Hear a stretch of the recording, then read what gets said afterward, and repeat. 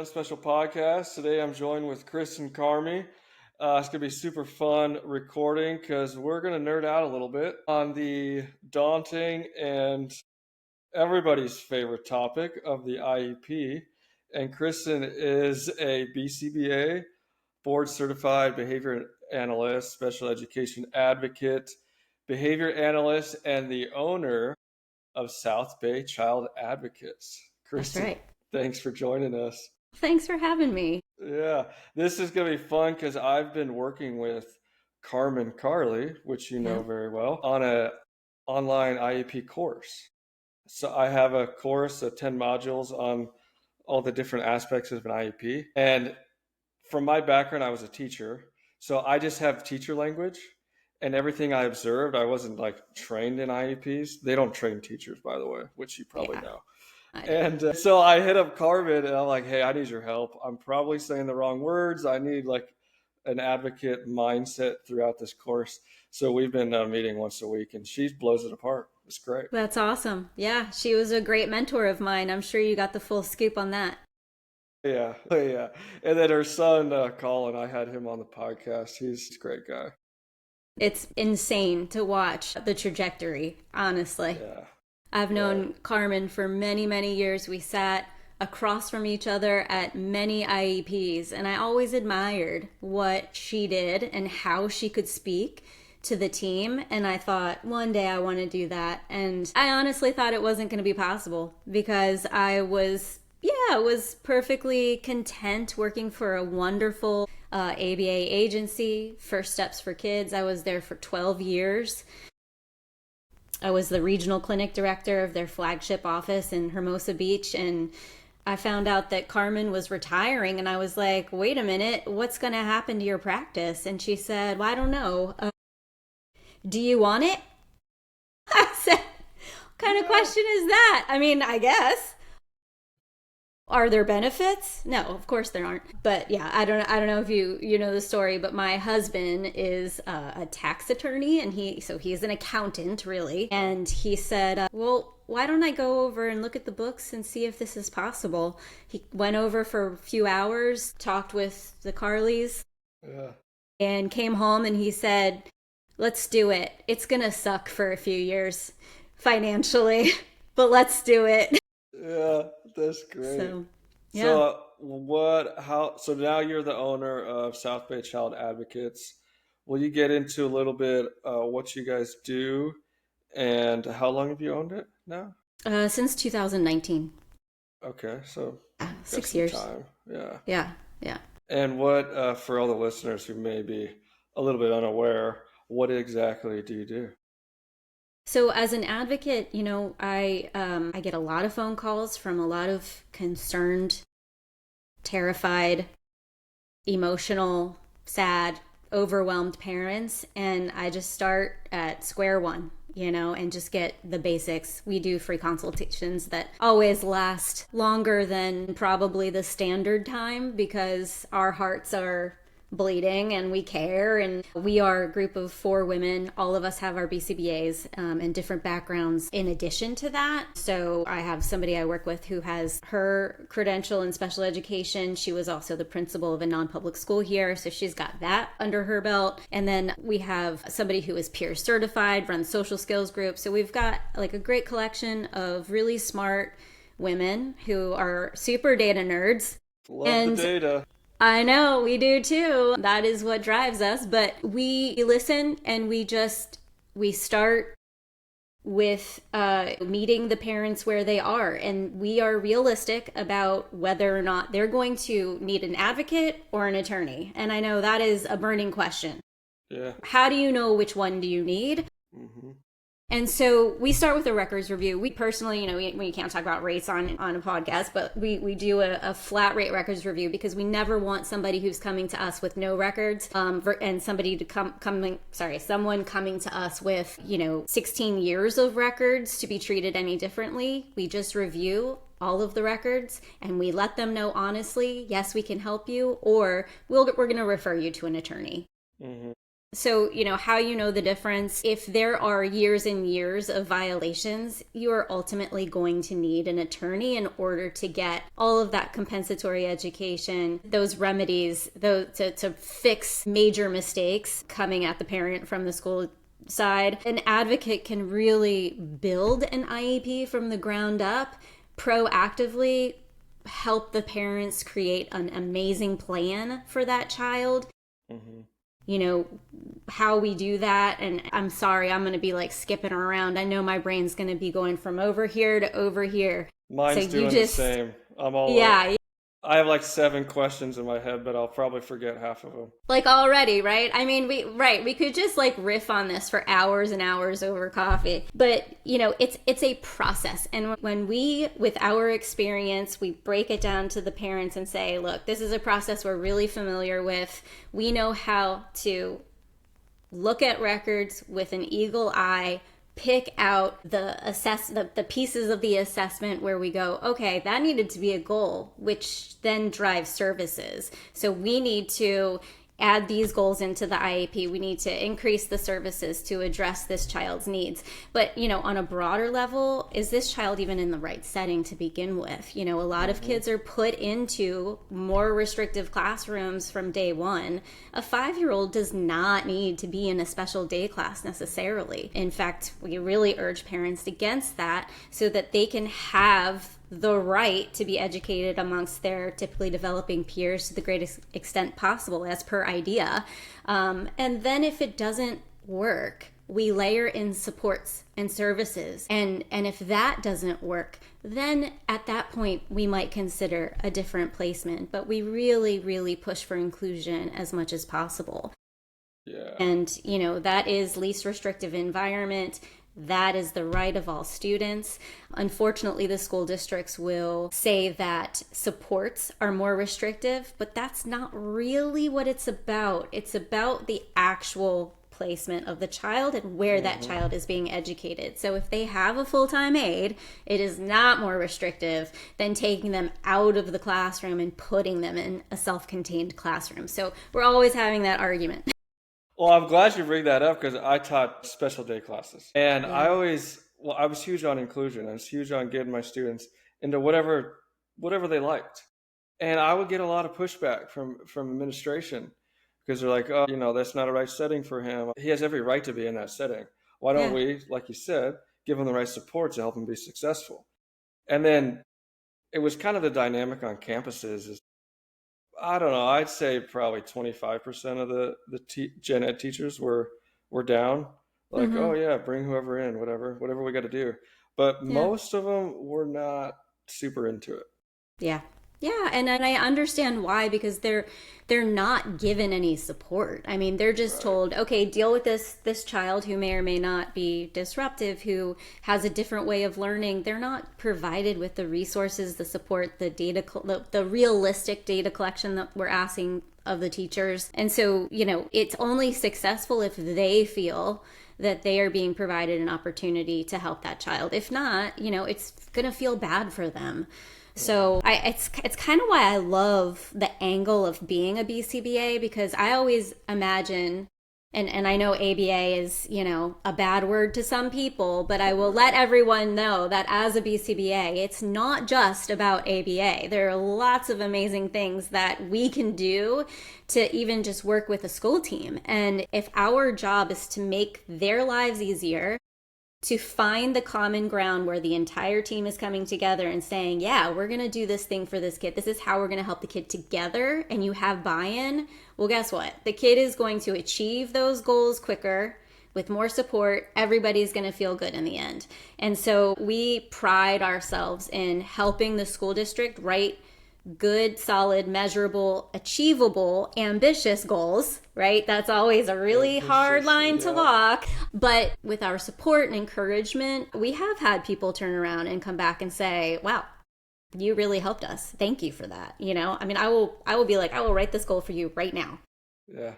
And you tell me, do you think it's measurable? Do you believe that you can track this goal? If we provided some support to you for ease of data collection, do you think this is possible? Can you give it a try for 3 months until progress reporting, and then if it's not working out for you, we can work with you and make it even more achievable. It's a process. Like, nobody's Yeah. saying everyone can do all of this stuff straight out of the gate. No, the kid's changing. You have all of these other factors. You have a million other kids in the classroom. Your funding isn't sufficient. I mean, Right.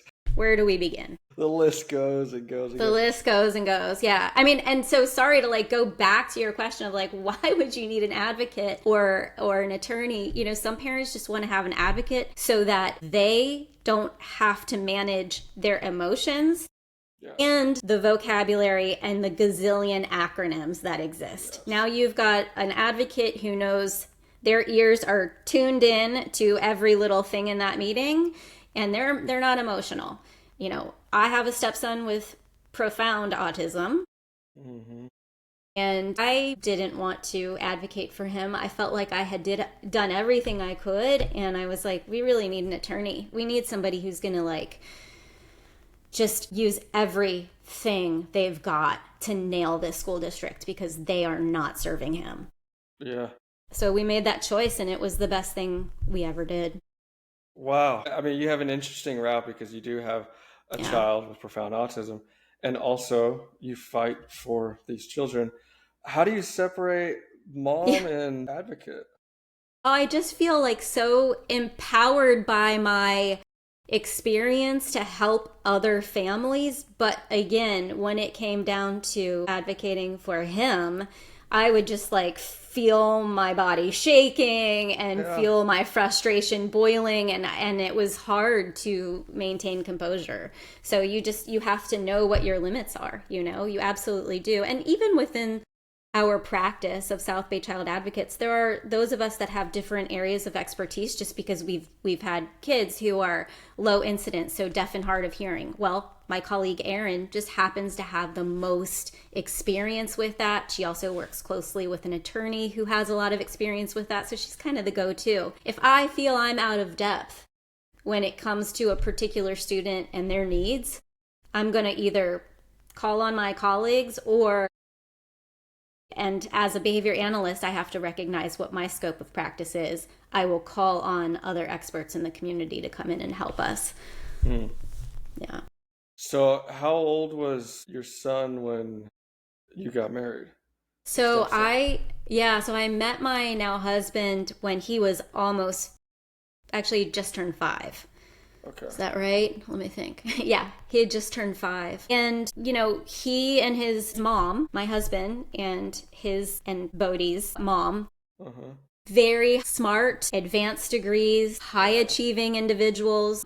Sorry to say this, also clueless when it came to what his needs are. I mean, he just, my husband will just tell me all the time still, we just didn't know. We just didn't know what he needed.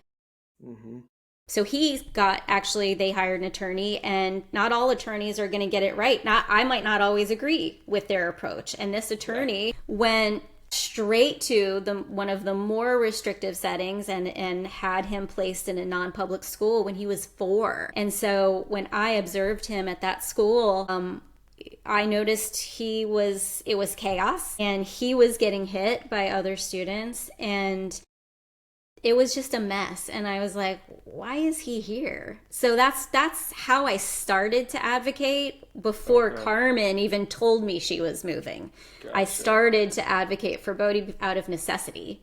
And I was like, well, I'm the step parent. I can say whatever I want at this table within, reason and as long as it's in line with the rest of the family members. But for the first time, I was like free to do that, because when you're working for a company, you can't just go in and advocate for your clients. There are very strict rules around that. Yeah. That's intense. Recently, I had a guest on, and she put a question on Instagram that if you would have known your child would have had autism, would you have still had him? And I asked her that question, and I thought it was, that's a crazy question. And then hearing your story, and then Well, also a little of my story. I have a 9-month-old son. He was born 9 weeks early. He was just under 3 pounds. And we found out at 25 weeks, he came out at 29 weeks, my wife had cancer. And so we're in the hospital, and she's 25 weeks pregnant, and they ask us if we want to abort. And we're like, no, that's not going to happen. And then, like, every single doctor who came in the room from all the specialties were like, are you guys, do you want this? Do you still want the baby? Like, can you guys stop asking me that? Like, we're going to have the Yeah. baby. And then they go through all the risks on every day he comes early, all the developmental challenges he could face, and blah, blah, blah. And finally, with one of them, I was getting over it, Yeah. We've been in the hospital for too long. And I was like, if anybody is equipped to handle a child that seemingly, as you say, is going to have some special needs, it's Mm-hmm. me. So Yeah. just stop asking the question. But you married into it, so that's even more. I Like, tell you, did you have those thoughts? yeah, of course I did. I remember early on because we met through Bumble. I mean, we did like the Okay. online dating thing because we'd been married before, and we were like, oh, let's just put ourselves out there. I had two boys of my own, Yeah. and so I was like, I don't have to. If this doesn't work out, it doesn't work out. I mean, there's just who cares. And so and so I was talking on the phone with him, and he was like, yeah, I should tell you that my son is autistic, and I was like, no. You can't escape it. Oh, way. I was like, this is my life's work, but that doesn't mean that I necessarily want to marry into this. And because I know what I know about how marriages often don't work out. I mean, the last time I checked, the divorce rate for at least special needs kids, I think was like upwards of 80%. Yeah, It was I not saw that. good. Yep. So, but I'll tell you what changed my mind, aside from being completely in love with this man, Right. was seeing him with him. And I was like, this is not the absent parent. This is the all-in parent. This is the soldiering every day for this child Wow. parent. This is, I will teach him everything I possibly can parent. And I was like, how can I say no to this, But I did want to say, and I appreciate sort of the opportunity to speak candidly, because I know, look, we all have our different limits. And I did tell him very early on, I don't want to live with him for the rest of my life. That was my boundary. Now, if he was going to turn around and tell me, no, he is going to live with me for the rest of my life, I probably would have walked away, because I just knew that's not what I wanted for my life and my family. Yeah.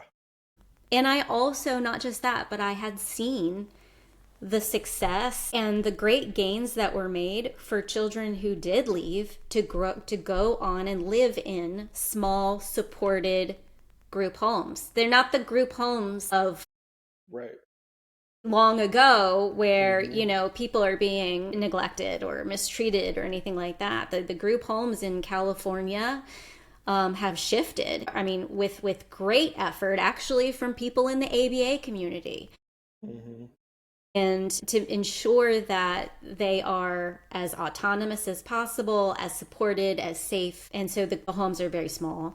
So anyway, there's another tangent of mine. But these were the wheels, and they were just turning very quickly. And when you're in love, you're blind, and I just wanted to be very focused and honest. Yeah. Which was No, hard. that's so good. I thought I was talking to an advocate, but this is getting really good. This is great. We could do a part 2. Yeah. So how old is Bodhi now? So now he will be 14 in September. 14. So he's going into Yeah. high school. Yeah. Wow. Yeah. So what you mentioned, your goal is for him to live in a group home or some sort of assisted living? I mean, I really don't know Yeah. ultimately what's going to happen, and so there's so many factors, including his placement right now, which is also perhaps a controversial topic. But again, I think it's important to be honest. He is in a therapeutic boarding school. It's a residential treatment center. The reason that happened is because, and it just happened this year, is because he had been kicked out of probably 7 different schools with no hope of anyone taking him, because he was injuring other people. And it wasn't for lack of trying. I mean, my gosh, we got every single assessment under the sun in order to keep him where he was. And the really frustrating part about all of this because we could talk too at length about school districts and financial limitations. Well, his home school district was Los Angeles Unified, which is absolutely massive. That's not the school district that we're in. We're actually in the South Bay. So, the small like beach communities. And LAUSD is like, they are so frustrating because of the bureaucracy. They're just so big. It's hard to find anyone who knows an answer. You just keep, it's like Yeah. trying to call your health insurance company or something. You just keep like getting a new person who doesn't know what your story. You have to repeat yourself a million times. Well, he's getting kicked out of these schools, and they finally, this was years ago, because everything takes years. Oh yeah. Oh yeah. Yeah. They said, we're recommending a non-public school. So a non-public school, as you know, probably, a separate school dealing with autistic students primarily, maybe some other, diagnoses, but primarily developmental and intellectual disabilities, and equipped to handle somebody like him. They gave us 3 schools that they were recommending. We contacted those 3 schools, and he was rejected by all 3 of them because of his behaviors. And we were like, well, if they're rejecting him, Right. where does he go? Uh-huh. So we go back to LAUSD, and they give us the same 3 schools over and over and over. And this is where I just was like, I want to beat my head against the wall. I don't know what to do aside from file for due process. It was the only way that we were going to get them to move on any decision. Not only that, we had to reach out to individual schools and say, would you take him? And then the process of getting them to agree, like taking him up there and having him shadow. Okay. But he also needed 2 adults working with him once. So 2 adults in a non-public school, far away, because it was the only school that would take him. So in a car. Jeez. I mean, None of that helps. Nothing. no, none of it. My husband Todd was having to drive all the way to the valley so that Bodie could get the taxi cab with an aide so he didn't attack the driver. Yeah. All the way to beyond Pasadena. So he was spending, 20 hours just in a car to go to school. Wow. Yeah. So that wasn't even, counting like all of the other therapies and stuff. So when you look at it that way, it's kind of like, well, now he goes to school in Kansas, which is crazy. But is the most loving Midwest nice place you've ever been. So like cool. Like they're like, he's They're perfect different. here. Yeah, he's like, of course he belongs. We love him, and we go visit all the time. Todd was just there last week, and get to see what life is like there. He gets to take him off campus and go shopping and go to meals with him and stuff. And it's not forever, but it is. Right. It's what's needed right now. Yeah. That's so when cool. When you ask, like, do you want him to be in a group home? I have no idea. We just take it one day at a time, honestly. Yeah. Hearing about Todd reminds me of a situation I had at my second year teaching. I was teaching a autism program, non-speakers, violent. It was mayhem. I loved it. It was I loved fun. it. It was this complete chaos. I just trying to figure everything out was what drove me, and try to help my students just function throughout the day. But one situation, this big boy, he's like 6'4", 250.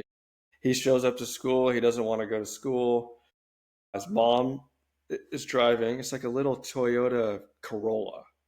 He's taking up the whole back seat, and he doesn't want to get out of the car. So we're trying to get him to come out. Yeah. He ends up just wailing on the window and just going at it. And like admin came, I think the police or the security came, which they're kind of useless on campus. Yeah. And then his dad shows up, and I'm like, I'm just watching. Like, we can't force him out of the car, Right. but he's going for it. And the most powerful thing is the dad. He just walks up, calm as can be, and he opens the door and he gets in the back seat, puts his hand on his leg, and instantly just And everybody was just watching, like, I cannot believe he just got in the car right now.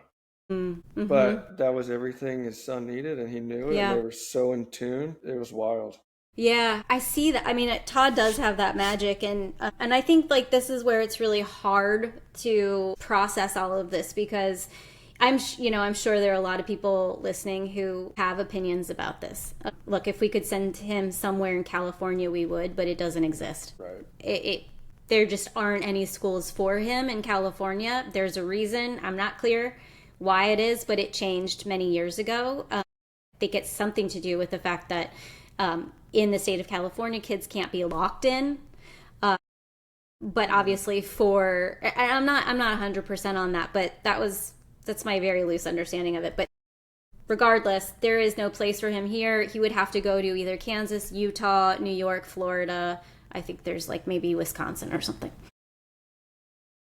There are a few others. New Jersey actually has one. But yeah, but the thing is like if Todd could just quit his life and be Bodhi's caregiver 24/7, then I suppose he would just stay here. But it's just not a life for either of them, you know. And the thing is like when we visit him in Kansas for the first time, guess what? He's not being put in a corner so that he doesn't hit other people. He's integrated. Sometimes he gets hit, sometimes he hits people. Okay, it still happens. Yeah.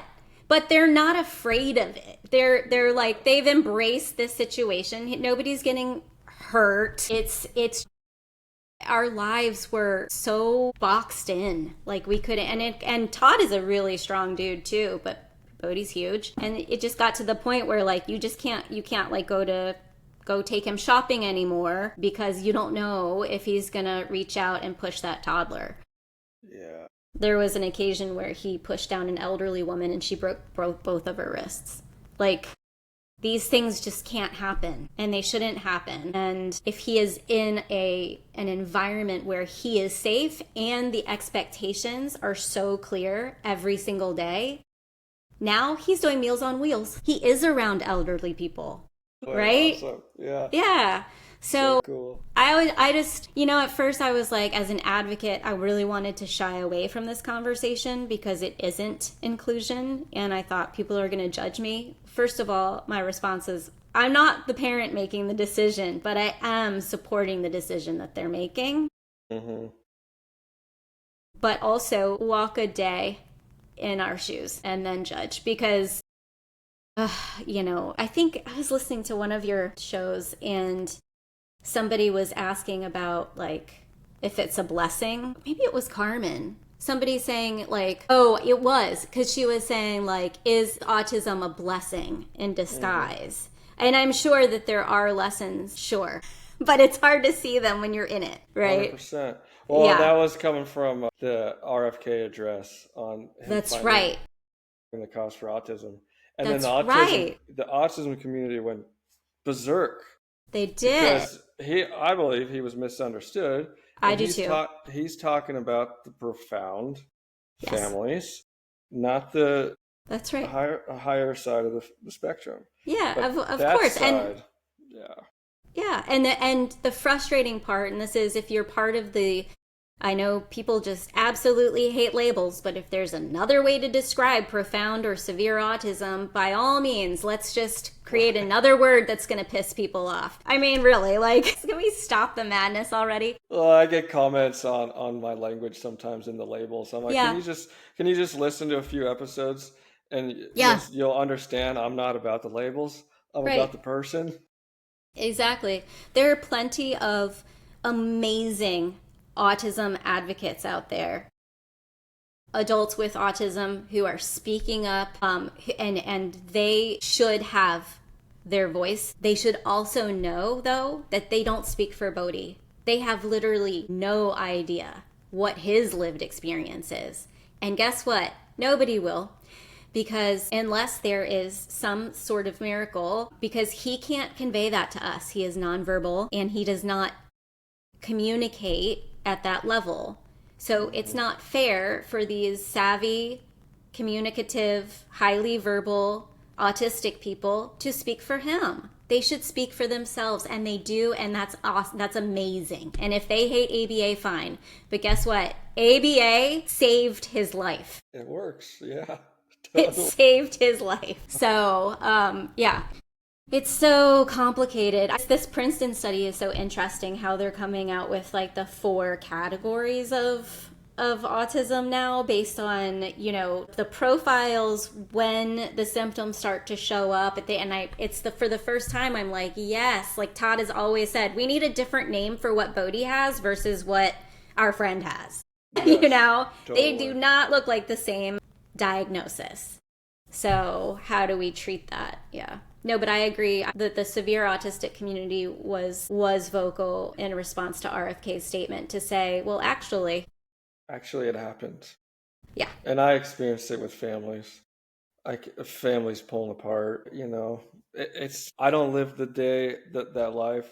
Experience it with parents. I have parents obviously that I podcast with. And that's kind of why I started the podcast. I was like, there's so many of these families that don't have a voice and they're not seen. And they have such incredible stories. They need to get out there, and people need to understand what they actually go through, and yeah, and stop saying, or stop trying to say what they shouldn't do, because it yeah. goes back to like what's best for your child. And Mhm. if going to Kansas is the best thing, obviously it looks different than what you thought, and what other Yeah, families think it would be, or the route is different. But I think that it's what's best. yeah. And it's what's best for right now. Like literally, we Right. have no idea what's going to happen next year. Maybe he'll Hmm. be back here. Maybe there will be some great place that he'll end up in California. Maybe I don't know. Yeah. But we Day can't by get wrapped day. up in that.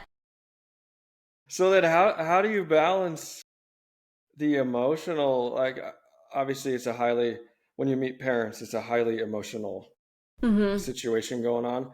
And in a sense you're kind of like a counselor before an advocate. Mhm. Yeah. And a And then secretary. and yeah, and those feelings every day with your life. How do you balance all that? Yeah, I really try to let the parents know that I am whatever they need me to be. Mm-hmm. There's a financial component, obviously, to hiring an advocate, and it's no joke. There are ways around it. We try to work with people.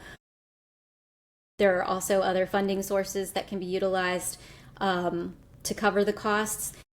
So I try to reduce that stress, but ultimately I say to the parent, listen, if you have a law degree and you're like super savvy and you want to, do all of the writing and you just want me to look at and insert the language, the acronyms, the violations, I can do that. That's fine. And then other people just want me to do everything. But I will literally be their personal assistant to the point of, okay, I'm putting in my calendar 2 months from today, we're going to request the IEP. They have 30 days to schedule it. It's in my calendar. You don't have to worry about it. And people are just often like, thank you. I just don't have any more energy Right. to do that.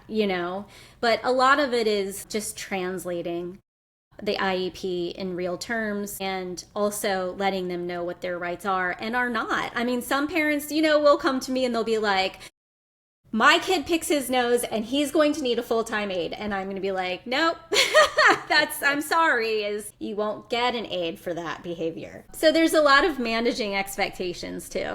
Yeah. So what's the process? Like you get a phone call, a Yeah. family is interested. So What we do the happens? records review, Okay. or they'll just hire us straight out and they'll say, no, we know we want to work with you. Hmm. But usually we do the records review. We sit down with them and do a consultation and say, okay, here are all the things we would change in the IEP. This is what we would add. This is what we do differently. These are the questions we would ask. Do you have anything to add to that? And then then usually the first time cases are always the most complex, right? Because you're missing records, there are mistakes along the way. You're like, oh my God, why did you agree to this? And so you're having to fix a lot of things and ask for clarification. So often our first step, even if it's outside of the annual or triennial IEP, Hmm. time, we will just say we're calling an IEP in 30 days so that we can just get all of the questions on record, get some things clarified, maybe ask for some assessments, add goals, things like that. And then I always tell parents at that point it gets much easier. And I do have some parents who say, you're going to be with us as a family member until our kid graduates, and this is like you're part of us now. And then I have other families who are like, I think I got it. Like, I feel pretty good about it. I'm like, great, go run with it, be free. And at that point, if I know that the parent has the drive, the energy, the communication style to just do it themselves, I will give them my blessing and say, I'll be here if you have any questions. But so the parents who call me and say, give me advice, I want to go to the IEP by myself, I'm like, no, I'm not doing that. I'm not Yeah, doing that. that's that's funny. What's the vibe with teachers? Little Oh, it's, insight with yeah, teachers. Sorry, all teacher friends I have. yeah, Every year in our preschool meetings with the sped staff, all the teachers, not with like our program specialists and everyone, but the teachers amongst themselves, it's always like the running, which student has an advocate? yeah. Watch out.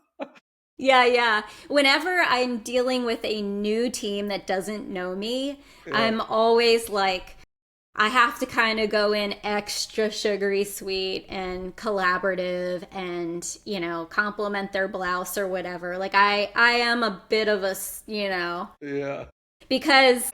because I'm not coming in guns ablazing and banging on the Yeah. desk. It's definitely not my style. Right. Was not Carmen's style either. And if they want that, they can go hire that. It does exist. Yeah. Yeah. But those people they lose credibility and people are shutting down before you can even get them to open up. It's Yeah. kind of why if you don't really need an attorney, like there haven't been past violations that need to be remedied, and you just want to go in being like serious about your child's program, just get an advocate, because if you're hiring an attorney with like and your kids in preschool, then everybody has shut down. The teachers can't really talk. The district has their counsel at the table, and it's just two lawyers talking to each other. It's like, Right. no, and then you've just sort of created this mood moving forward. So, an advocate actually can be very positive in the South Bay area where the schools are, like the school districts themselves are smaller. I know a lot of these players and I've seen them rise through the ranks. I mean, I've been in this area for the last 20 years. So I've Oh, seen the preschool teacher move into administration. yeah. And we've got a history and an understanding, and they know me. And so it usually works out. It's just the new teams that I have to win over. Yeah. Yeah. Yeah. Or the teams like in more rural areas where they don't have the resources, they're like, I've been a teacher for 35 years and I have never seen a child with Down syndrome be included in a general education setting. Well, there's a first for everything. Yeah. Right. Yeah. Newsflash. Yeah. So, I think where I get pissy is when they've really neglected a child to the point where you are like there was one child that the behaviors were so bad that they were having to clear the classroom multiple times. Like, how is that fair for anybody? And Yeah. they hadn't even done an assessment to update a behavior intervention plan. They hadn't even done a functional behavior assessment. And I was thinking, like, this is so irresponsible, and I'm so upset because it's not just bad for this student and for these parents who are embarrassed that their child is creating like this, this Hmm. situation, but the teachers, like, were trying so hard, and I had observed that child in the classroom, and the teachers were working really hard with no support. And I was like, the administration should be ashamed that they're putting their teachers, that their students, this child, and all of the parents in this situation, because nobody wins. It's just Hmm. bad for everybody. And it's the first time I kind of had a tantrum and in a meeting, and I reserved those, for like really serious situations. Right. And I got a phone call. It was like right before Christmas break and I got a phone call from the program specialist. She was like, I've never seen you like this before. And I was like, that should tell you how serious this situation is. And it got fixed. Yeah, I think that's the hard thing in schools is, especially in the day classes, is the support or the instructional staff, the paraeducators. They're they're like all well, big-hearted people, Yeah. but a lot of times that support it almost makes it worse. And Mm. then a lot of times the attendance, my experience, the attendance was pretty bad. So half the time, half the staff didn't show up, and then you're stuck. Like my first 2 years, I had seven in class, five the first year, seven the second year, and all very violent students Oof. with like no help. But even if some of those days went better because that's a lot of the times the staff would set off the students. Like, Yeah. can everyone just leave? I'll just do this by myself. Yeah, right? Right. Well, But there's something to be said for that. I mean, it's kind of like when people talk about, bad ABA versus good ABA. If you mhm. have a good program, you really are looking at whether the child is happy, relaxed, engaged, right? That is the aim these days. And even in the school setting, it's not an ABA program, but if you're looking and the student is coming in already agitated and the aide is just, directing traffic and saying, just sit down, well, that's not helpful. So and they don't know. I mean, they don't have the supervision, and you don't have the time as a teacher to have to manage all of the aides plus the students. So it's I know. like, so I feel like it is a function more of the smaller districts or more rural districts to not have those supports, because in the more affluent areas, they have BCBAs staffed at these Yeah. schools. Okay. Yeah, I have dreams one day to write a book called The Adults in the Room, Oh SPED Classroom Management. my gosh, that is amazing. Do you know what's Someday. funny? As a non public agency, when I was working at that ABA company, so we would get clients going into schools, and we really I mean, we were such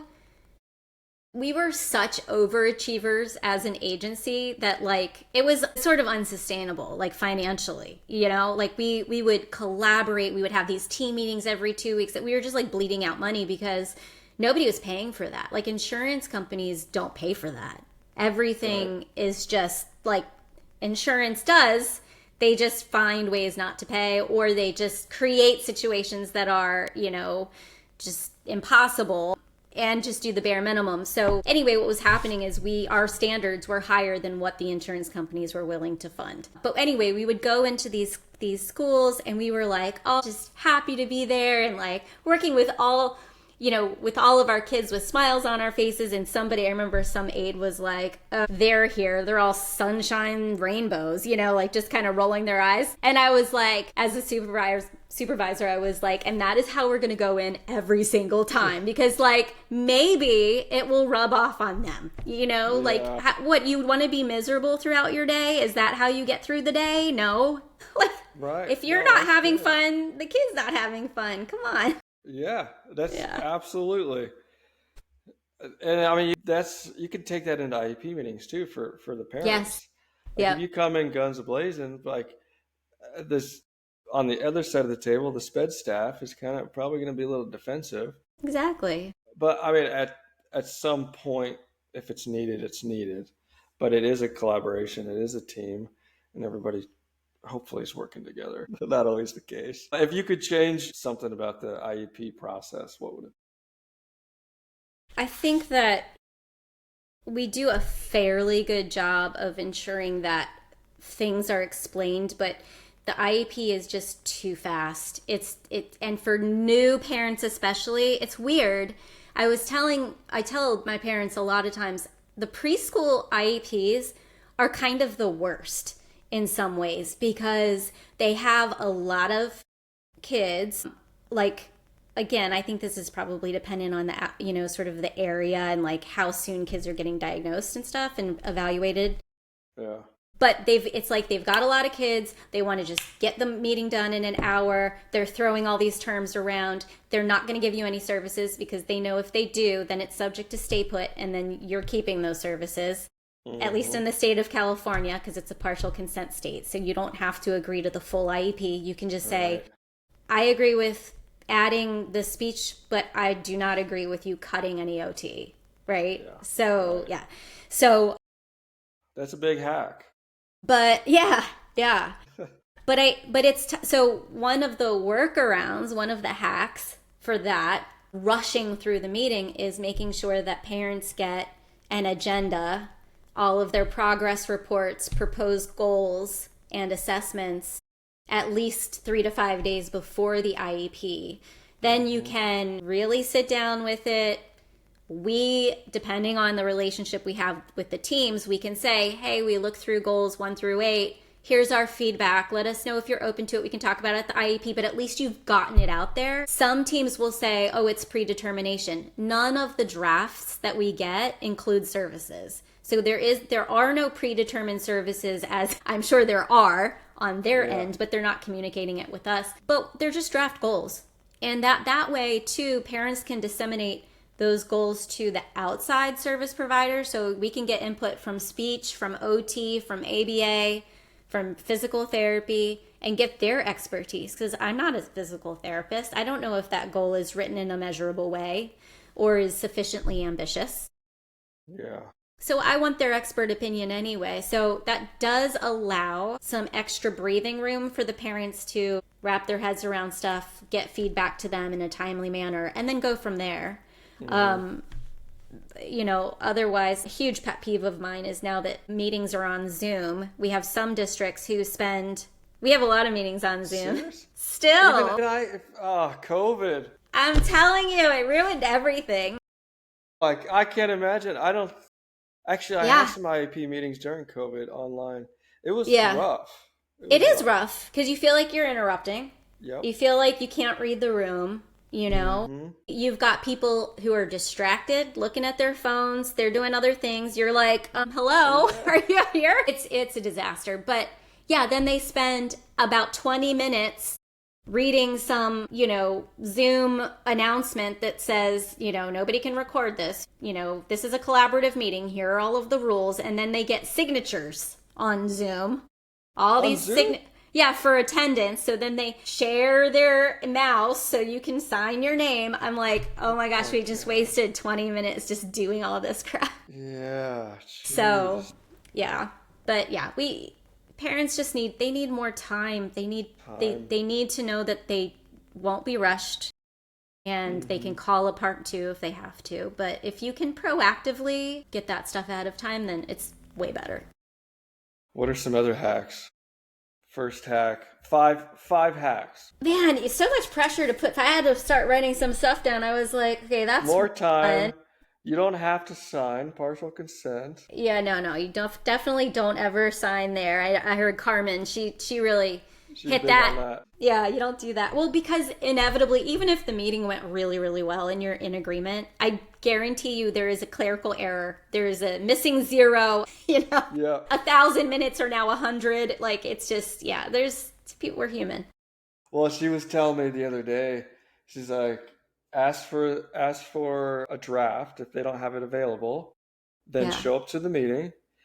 And now there's a draft because they're at the meeting and it's on record, so they have to let you take it and just say, we'll meet when I review this. That's right. I've done that so many times. Unfortunately, like if we've asked for the reports ahead of time and they haven't given it to us, especially the big psycho ed reports, they're chunky, is a lot to go through. We'll just say, well, we did ask. Unfortunately, we're not prepared to talk about it, and let's schedule a part 2. Yeah, totally. Another hack, I know that this depends on the state as well. In California, you're allowed to record the meeting, but you have to give 24 hours written notice. And I recommend that for every single meeting. It's not, I think parents are worried like it's a negative thing to ask to record, like you're trying to catch them. Honestly, it just allows them to process. It's so that the parent doesn't have to be 100% present in that meeting. Because again, lots of emotions.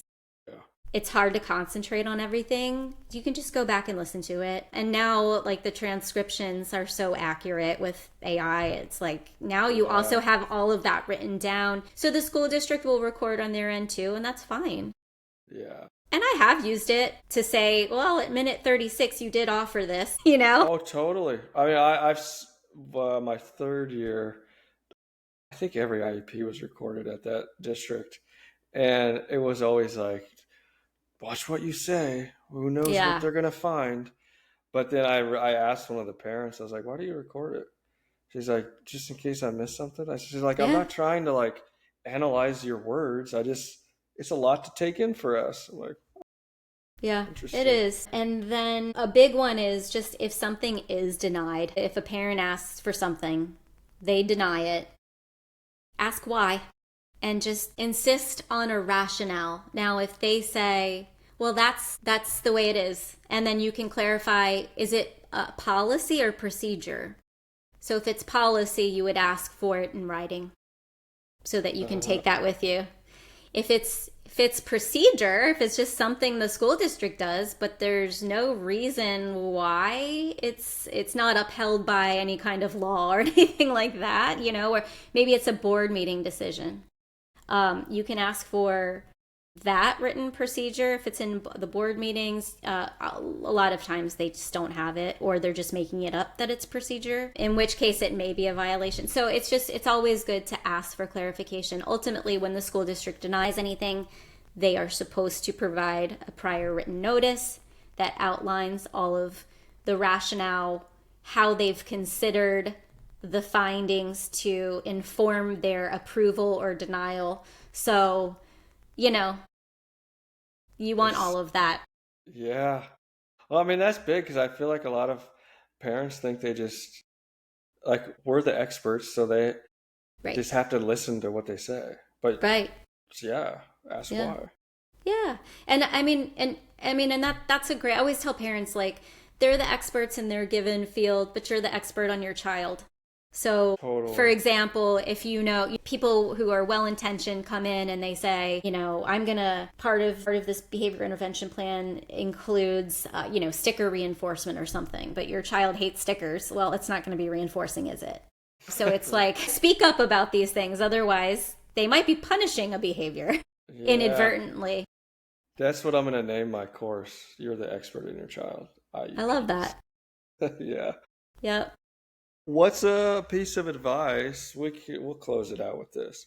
What's a piece of advice you would give to every parent with an IEP that has a child that has an IEP? Yeah, I feel like there's so much. I think utilize your village. So if your village is having your mom there to support you through your tears at the meeting, or Hmm. having your husband there do all of the heavy lifting and ask all of the hard questions because you just can't do it, Yeah. or it's having your speech therapist come to the meeting or your speech therapist review the speech goals in advance. Like, you have, as a parent of a child with a disability, guarantee you have a village of sorts, might be varying degrees in size, and scope, but I think it really takes the pressure off of, like, where you can focus on being the expert on your child and allow the experts outside of the school district to help you with what they know and how to, reframe goals or whatever. You're going to feel more empowered and supported, and it's not as much falling on your shoulders. Yeah, I think that's another hack too, is you can invite Yeah. people to come with you. Yeah, totally. You And don't have to go alone. no, and you can take breaks during the meeting to Yeah, sidebar, right. and go talk outside and say, like, how you feel about all this. Huh?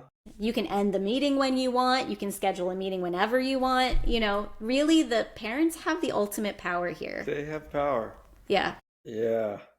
They don't know that though. they don't. They don't. No.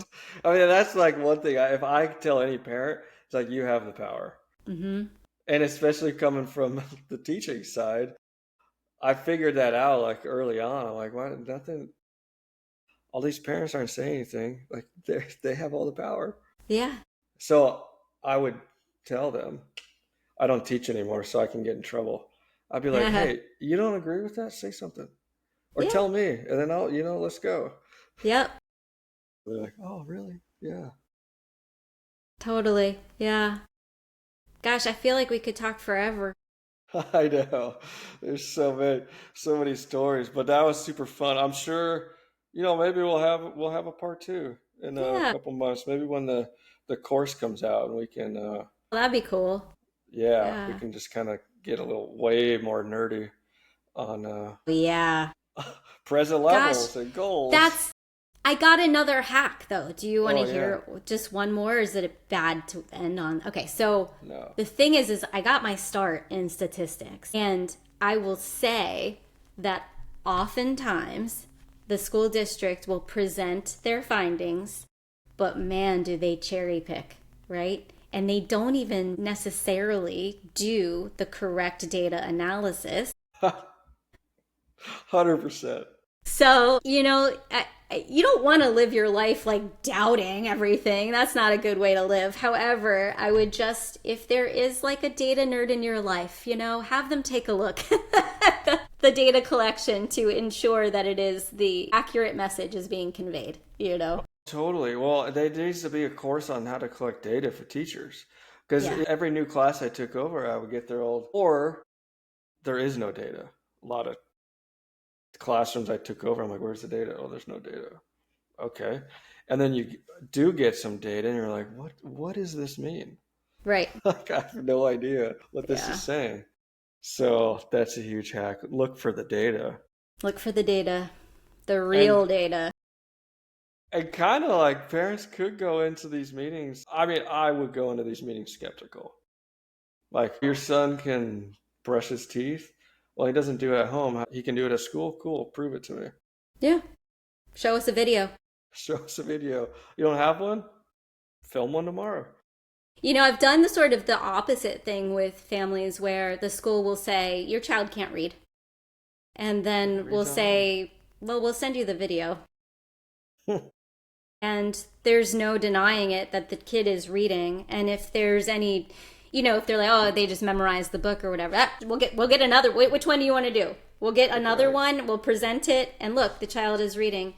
But what they're understanding is that the child is successful because the environment has been arranged so that the child is successful. Like, it's not a classroom full of distractions, or maybe they need to demonstrate that skill in a different setting. Whatever. You could just riff on that forever, but Right. yeah, it works in the other direction as well. Yeah. So good. So much. We covered a lot of topics. The Did day in we? the life, an advocate life, IEP hacks. That was fun. I appreciate Yeah. it. Thank you so much. Yeah, it was a lot of fun. Yeah. So exciting. And good luck with Well, the presentation, the IEP presentation. I want to see it. yeah. Yeah, it's a 10 module course. It's going to be available online. Great. Yeah, it's pretty much every part of the IEP. It's eligibility, accommodations, modifications, services, present levels, goals. And then there's a module just kind of on taking how you show up kind of dictates Mm-hmm. the meeting. Mm-hmm. And so a lot of the mindsets parents can have behind it. And yeah, it'll be fun. We'll see what happens. Yeah. Very cool. Yeah, cool. Well, this is the Unspecial podcast. Again, we had Kristen Carmi on. Such knowledgeable, practical advice for all the listeners and the families out there. Thanks, Zach.